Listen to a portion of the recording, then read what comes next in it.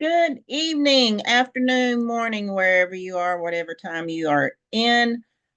We are going to be discussing today Rank Math. It is a program that we have on our web systems. If you don't know what Rank Math is, it is a good program. It's just like Yoast, but it's a little bit more forgiving. It's a little bit more detailed. It also includes a little bit more information to help you get better ranking in your website. So what we're going to do is we're going to dive into some of the nitty gritties and behind the information, so to speak, on what each one of these functions are for rank math. So if you just bear with me, we're going to share screen and get to my website that I use constantly, daily, that I am in. And we're going to select this page that I have published. And for those of you that are using rank math, you should see this little box, and it's going to have some numbers in it. Rank math is a numerical composition of your web page, not your site, of your web page. So it will be different and vary depending on which page you are working in. Now, that does not mean that you will not have access to the traditional view of your page. So you should have your block in your pages where you can go and set your featured image if you want to, see your published date, your statuses, your authors, your links, and all this different information that you have there. You have your revisions, so everything is there. If you've done your updates. If you haven't done your updates, it may look a little different. If you've done your updates, it's going to be the same. This is something new where you can lock the modified date, which means that whatever date you were working in, that's where it's going to change or stay. So again, this is things that we are all used to seeing with Yoast. Now with our rank math, we have a different view. So with you go to your rank math, you're going to see this view, okay, which is your general view. Then you have this one, which is advanced, which you don't need to work in. You don't need to be working in this one, which is your schema. Definitely leave that one alone. And then you also have your social. Now, your social is one you can play around with because this one is set up for Twitter and Facebook where you can actually upload images that you want associated with that program or with this particular picture. And this will be images. We're going to just come here and select images straight out of our image folder. There's that. We already have our title. We already have our description, and you are done. Okay, you can do the same thing with Twitter. If you want to use the same one for your Twitter account, you can.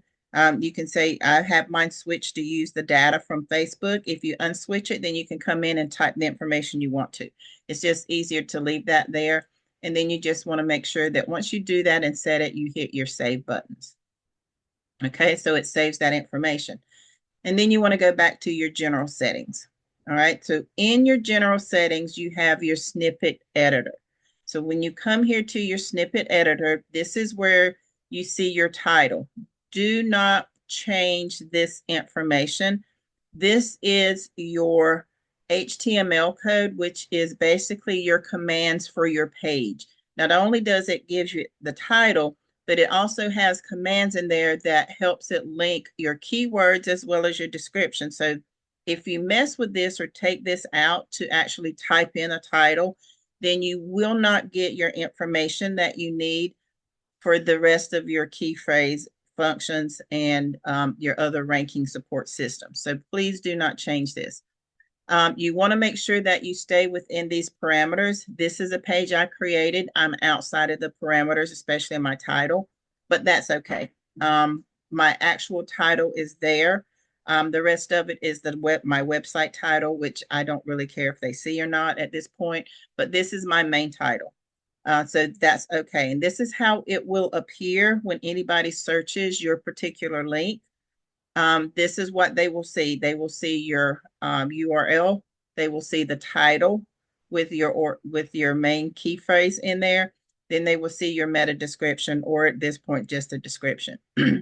Now, your permalink, according to the new Google Trends and algorithms, they like to see short URLs. Your permalink is in direct correlation with your URL. However, if you do not set a permalink, it will set it with your title. Okay. So if you have a really long title, that will be your permalink. My suggestion to conform with the new algorithms in Google is to have a short URL, meaning your first key phrase should be a generic overall key phrase of 1 or 2 words that dictates what your page is about. Okay, so that you have a short URL. And then in your description, you're going to be using that URL. You're going to be using that focus key phrase, the first one. If you can incorporate a couple of the other ones, that's perfect. Use those as well. All right. And remember, just like with Yoast that we used before, your key phrases are case sensitive. So if you use capitalization, you have to use capitalization wherever you use it. Your permalinks are automatically going to default to lowercase. If you put uppercase here and this defaults to lowercase, you have to put it uppercase. It's still going to default, but you're going to get the message that you're not using your key phrase. So make sure your key phrase is always in lowercase. All right. So that goes over that. Okay. Now, with our rank math, we do have the option to use 5 keywords. So we did some training on short and long tail key phrases. And you want a short key phrase for your generic key phrase, which will be your URL, that will basically summarize what your page is about. The remaining 4 should be your niche traffic, meaning you're going to have those long tail keywords in there that is very specific. Okay. So this one is a weight loss smoothie, and try not to use conjunctions. Don't use the words and the and but. You want it to be concise words, descriptive words. Don't use those what they call stopping points or stopping words. So don't use those if at all possible. You can actually ask whole questions if you want to get a more pinpoint targeted market when you do your key phrases. So instead of saying weight loss smoothie, I could put in here,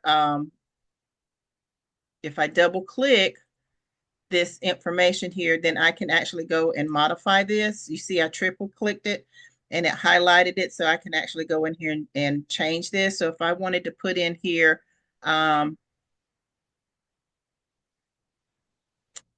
ingredients for weight loss smoothie, that would be a great key phrase. If I want to put how to make weight loss smoothies, then I can put that in there and it will be a great key phrase. Okay. So, but these key phrases, these key words, key phrases, either short or long tail, needs to be in direct correlation with whatever your page is about. One of the other things you want to make sure you're doing or not doing is cannibalizing your keywords, meaning you're overusing them. So you have 5. So use those 5. Don't just focus on your main one. Okay. So we'll get to that here in your basic. So right here, you have your basic, which is your keywords and your wording. Okay. One of the things you also want to do is you do not want to have 2,500 words if you're repeating the same content over and over. Google doesn't like that anymore. They want original content throughout the whole thing without repetition. Repetition includes pictures, videos, wording, phrases. So you want to make sure you're not doing that. Leave yourself room for modifications and updates.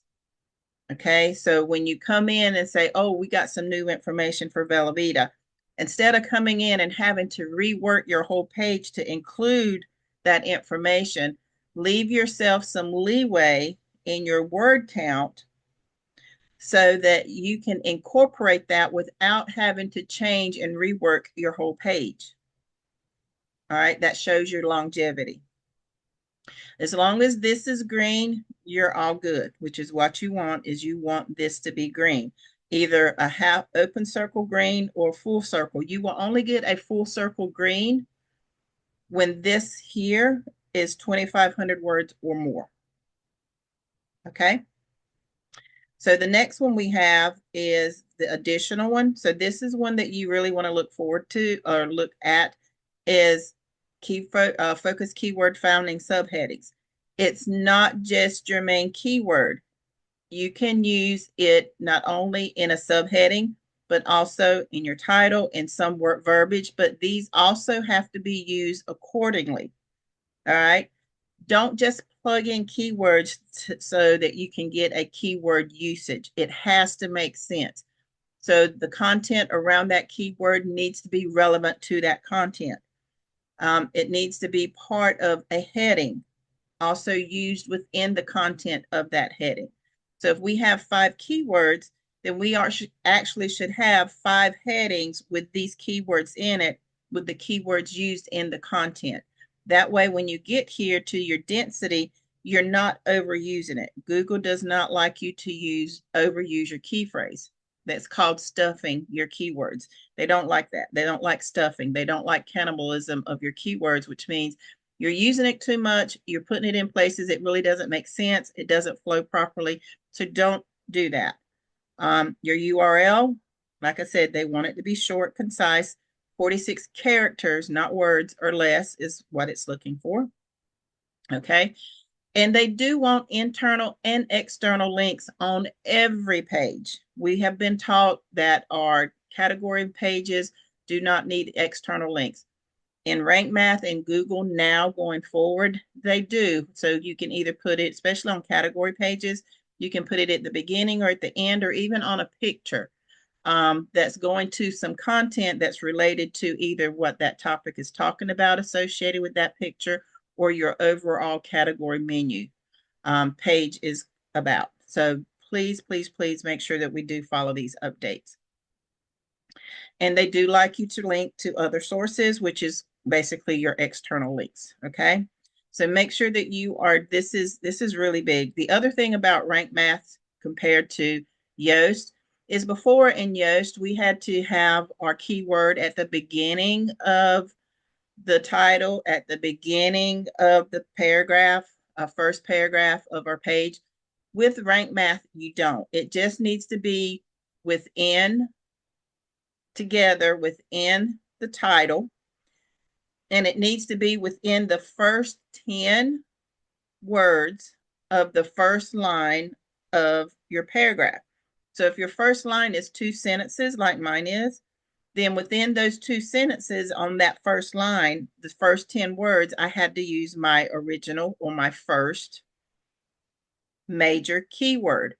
After that, I can use it any way I need to see that, any way I need to, as long as it makes sense in the context that I'm using it. All right. You don't want to just throw the keyword in there and substitute it for something if it doesn't flow properly. So your content needs to be like you are engaging in a conversation with somebody. If you are not doing that in your content writing, then Google doesn't like it. They want your content to flow like a conversation. So when you just throw a word in or take a word out to substitute it with your key phrase and it doesn't make sense or roll off the tongue good, then they're going to say that doesn't make sense. It doesn't fit there. Are you cannibalizing or are you stuffing your keywords?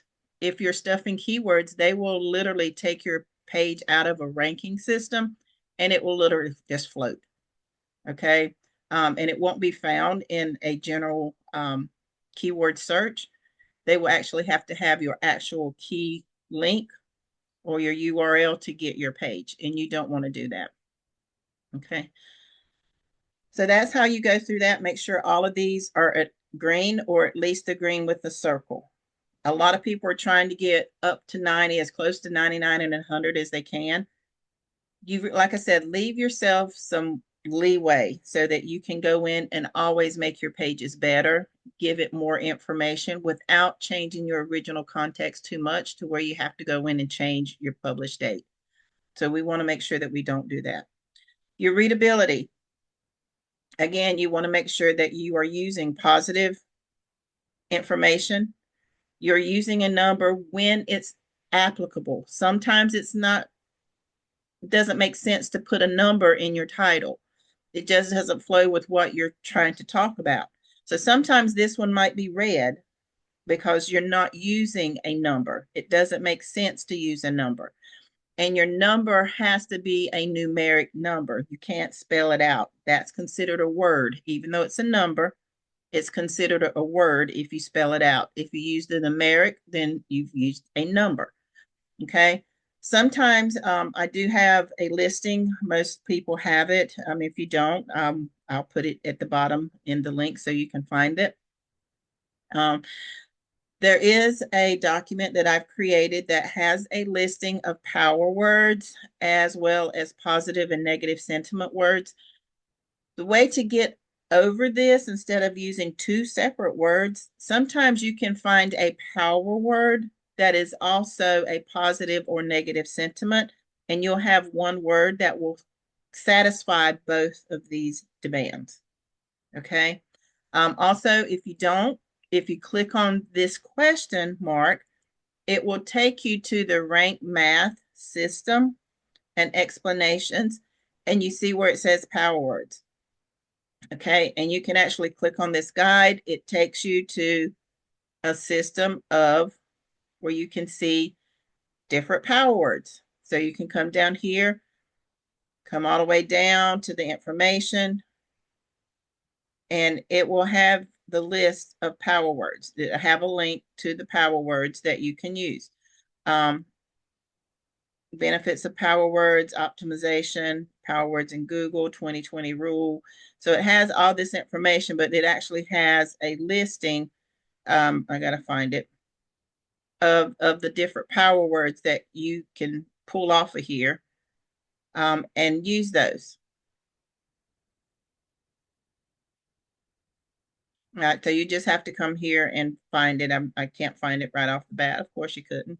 But this is where you would find it would be in here where you would get your power words listing for your different power words.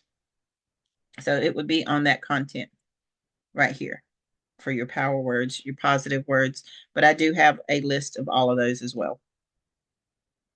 Content of readability. This is just like your SEO ranking or your Yoast that we had. Your paragraph, if your paragraphs are too long, it will tell you that you need to go in and fix it. They like short, concise paragraphs, short, concise sentences, 150 word paragraphs, 200 max in your wording for your paragraphs. Content, images, and videos. This is something that we are falling short on because of the way we used to do it with Yoast. According to Rank Math, they would like to see at least a minimum of 4 images for every 2,000 words. Okay. Meaning you need an image every 200 to 250 words, 300 max. And an image can be just that, an image or an actual video. If you have more than 2,000 words, then you need to make sure that your images are ranked accordingly. What they don't want to see is a whole bunch of content without some type of image to draw the eye to the next section of your page. All right. So that is one of the things you want to make sure that you do is you do have images to break up this information. Okay. Now the table of contents is something that we haven't talked a lot about, but Rank Math really likes to utilize a table of content if you have over 1,500 words in a page. The reason they like doing this is because if you're advertising something and you have used your major key phrase, but someone has come in under one of your subordinate keywords searches, then they don't want to come into your website and read information that they are not looking for. They want to come and see, hey, I want to see these weight loss smoothies. I want to see the recipe for these smoothies. So what you want to do is you want to have this table of contents that literally is linked to just the page the content is on. It has nothing to do with your website. It has nothing to do with your categories. It is exclusive to the page that the table of content is set on. Okay. So what they could do is and you always want to put it below your introductory paragraphs. So if you only have one paragraph, then the table of content should be below that. I have two.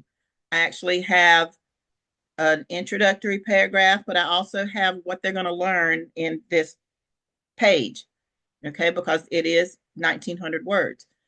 People don't like to read that much either, okay? So my table of contents lets them see what my page is made up of, and then if they want to go just to the smoothies, then they can literally click on the smoothie here.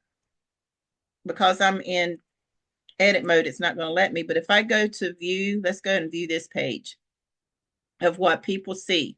So they can come to my table of contents and say, well, I just want to see what this smoothie is. All right, let me go and see what these smoothies are. Click on that, and it takes them right to that information. Takes them to the ingredients. They can go and read the ingredients. Well, if they wanted to come back to it, they go back up to the top and say, well, I don't want to read all that. All right, I want to see 7-day meal plan. They go and click on that, and then there's the 7-day meal plan. So again, that's how the table of contents works. But you only need to use it if you have over, like I said, over 1,500 words on your page, and you have very distinct information on that page. So that when people come in and they've searched your page based on your organic sub key phrases, not your main key phrase, then they want to see just that. So that table of content helps them so that they don't have to get discouraged because they got to read halfway through your page to get to what they're looking for. And then they get discouraged and be like, they're trying to sell me something. No, I just want to see the recipe. You see it all the time with people on social media. Just give me the recipe. Just show me what you're talking about. This is what I came in for. So we want to set up our pages accordingly so that when these people come in and read our pages and they came in through an organic search with one of our niche keywords, then they can see our table of contents, click it, and go to just what they're looking for. Now, you don't need this on every page, like I said. You definitely don't want it on a category page. You can probably put it on a pillar page, but definitely not on a category page. Most of the time, they're going to be on just your content pages. That's the best place to put a key table of content, is just your content page, because you're not marketing technically your pillar pages, you're marketing your content. You're not technically marketing your category pages, you're marketing the content. So the best place to put a table of content is on your content page, which is your marketing page. So with that being said, just make sure that when you are optimizing your keywords and you are using all 5 keywords, that you watch the density. It needs to be below 2, and that consists of all the keywords. When you do your instant submission for your page, make sure that all of these keywords are green. It will hurt your ranking if they're not. Also, you need to make sure as much of these are green as possible. If you have one that's red, it should be because you are not utilizing that particular function. Okay. Like this used to be AI. We're not using AI. Used to have one there. It's gone now. So, but we're not using AI on our rank math. Some people, and sometimes you won't be using a number because it doesn't make sense. Sometimes you won't be using a table of contents because it just doesn't make sense, or your content isn't long enough to make sense. Your content, in order to get your content green here, it needs to be at least 15 to 1,600 words. Then you will get this green circle. All right. The other thing is on rank math, it needs to be green. Don't submit a page for instant submission if it's orange or red. According to Yoast, this is one of the things we're still carrying over from Yoast. This needs to be green. 83 out of 100 will get you green. Also, if you have all of these green, you most likely will have green. If you put in a table of content and it gets you green, your ranking will still be low because your actual content needs to be green before you add your table of content. Do not add a table of content until your page is complete, and then you add your table of content because you want this to be up. So with that being said, I hope this helps you better understand your focus keywords. It helps you understand your rank math scores a little bit better and how to utilize your rank math program. Again, if you want more information, please let me know, DM me, and I will get you to the place where you can learn more about how to use rank math in your websites, as well as how to utilize rank math to get your pages ranking properly. All right, y'all have a blessed day, and I hope this training helps you. Bye-bye.